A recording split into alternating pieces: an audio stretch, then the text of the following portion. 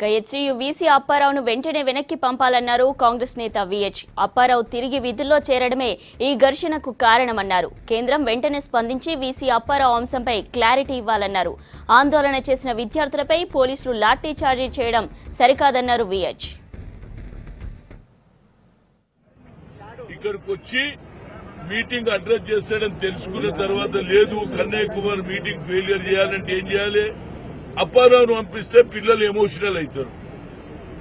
అప్పారావును ఎందుకు పెట్టిందని గొడవ చేస్తారు కాబట్టి ఆటోమేటిక్ గా కన్నయ్య కుమార్ మీటింగ్ కూడా ఫెయిలియర్ చేయాలన్న ఉద్దేశ దృక్పథంతో అప్పారావుని ఏం తొందర ఉన్నదని ఆయనను ఏది Hyderabad central university vice chancellor గా పంపే అవసరమే ఉన్నది. ఇంకా 4 రోజులు ఉంచేదుండే.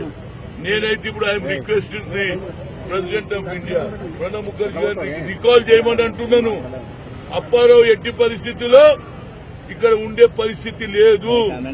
ఉంటే ఇలాంటి గొడవలు జరుగుతూనే ఉంటాయి. పోలీసు వాళ్ళకి పని ఉంటుంది, పిల్లల భవిష్యత్తు చనిపోతుంది, పిల్లల చదువులు చెడిపోతాయి కనుక తప్పనిసరిగా ప్రెసిడెంట్ గారు అతను రికాల్ చేయాలి. ఎందుకంటే ఓన్లీ 5 ఏళ్లకు ఇతను పవర్ ఉంటుంది కాబట్టి దీన్ని ప్రెసిడెంట్ గారు రికాల్ చేసినప్పుడే న్యాయం జరుగుతుంది.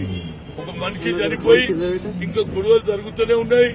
మరి ఏది అదేవిధంగా జేఎన్యూ ప్రెసిడెంట్ అయినటువంటి కన్నయ్య కుమార్ వచ్చి ఇక్కడ మీటింగ్ అడ్రస్ చేస్తున్నాడు కాబట్టి అప్పారావును పిలిచేస్తే అప్పారావు ఎందుకు వచ్చిందని పిల్లలు ఎమోషనల్ గా గొడవ చేస్తారు.